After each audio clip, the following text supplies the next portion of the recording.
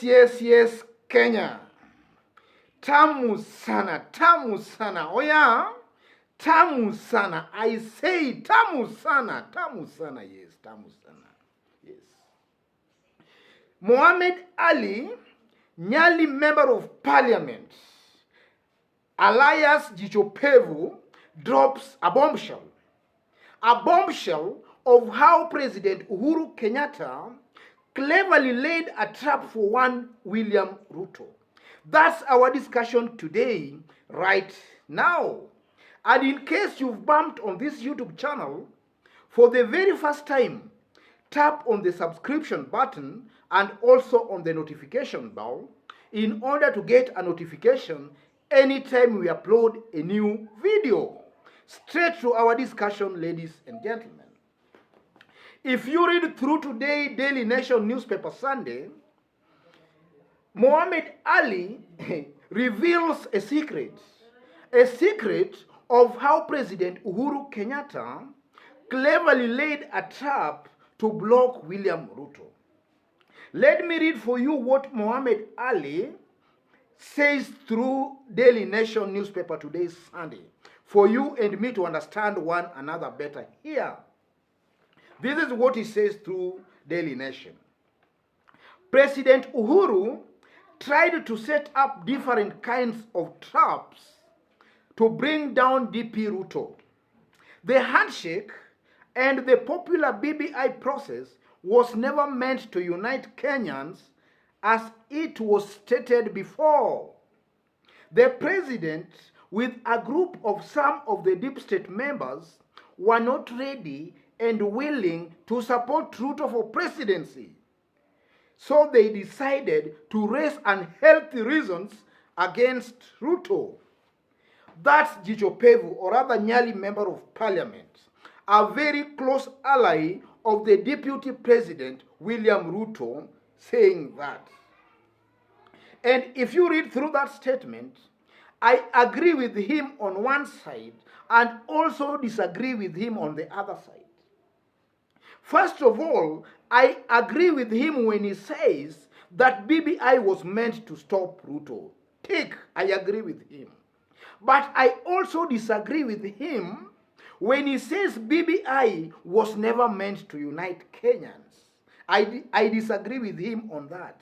So let's start with the first part, where he says that BBI was meant to stop Ruto. That's very right.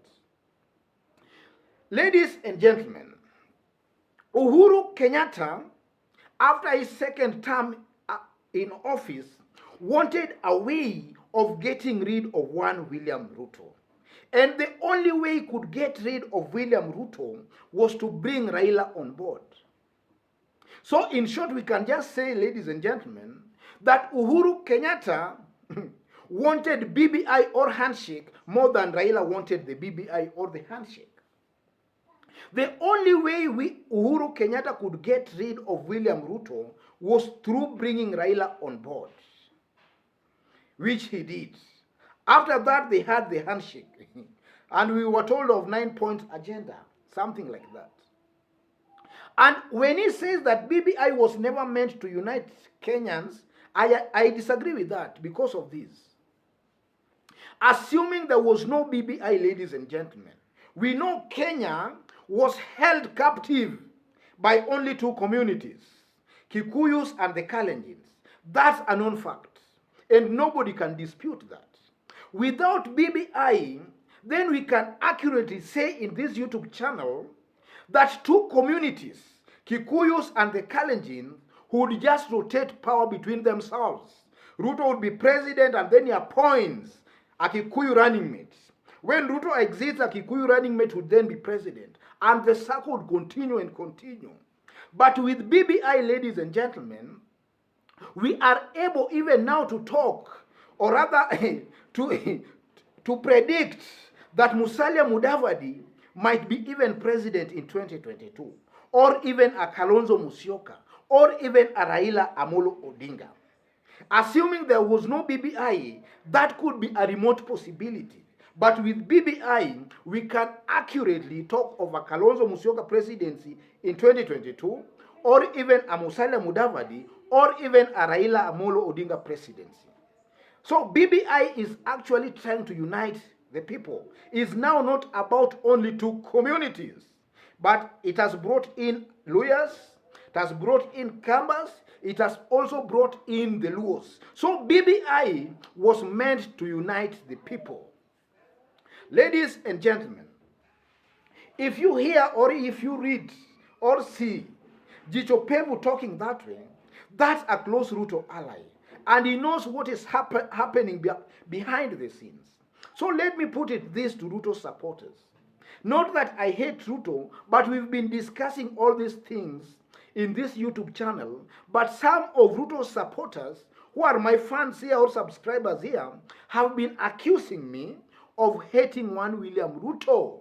I don't hate William Ruto. I don't hate our brother William. I love him. I love him. I love him. But let me put it this way.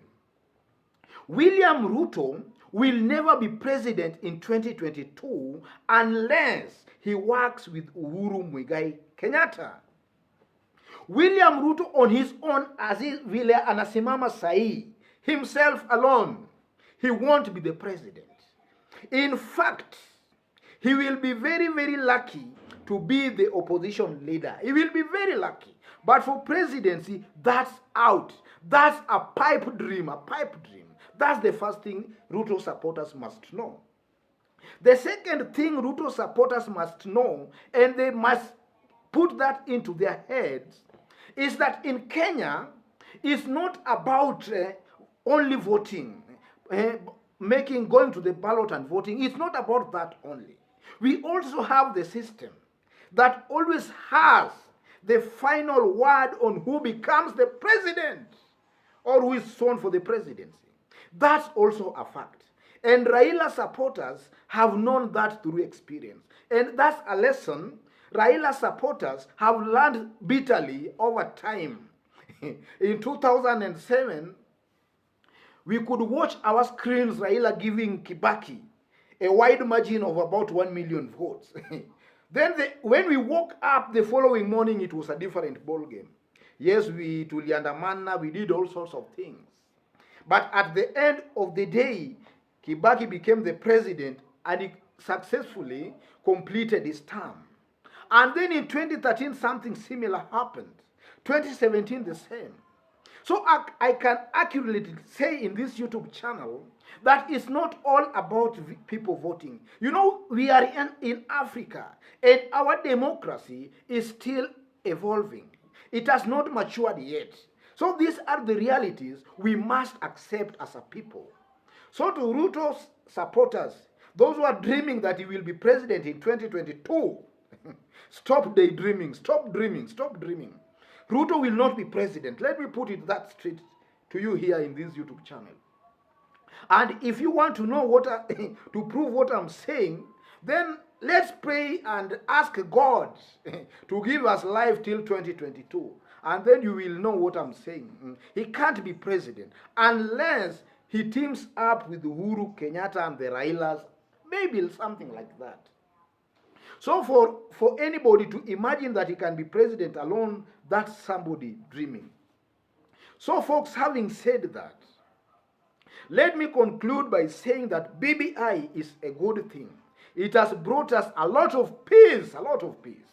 And today, ladies and gentlemen, the president landed in Kisumu. He's on a 3-day tour of Kisumu. And from where I sit, I can see a major declaration being made there. Some major announcement might be made there, ladies and gentlemen.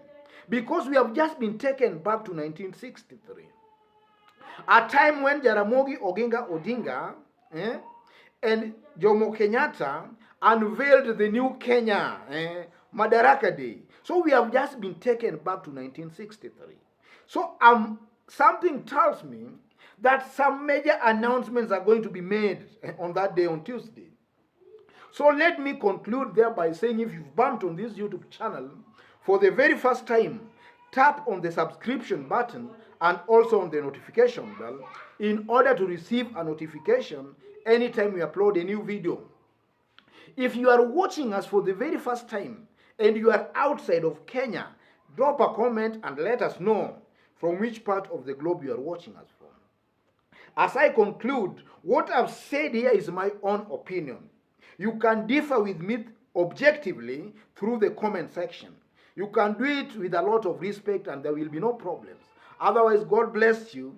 God bless Kenya. Before I forget, I've pinned my WhatsApp number on the comment section.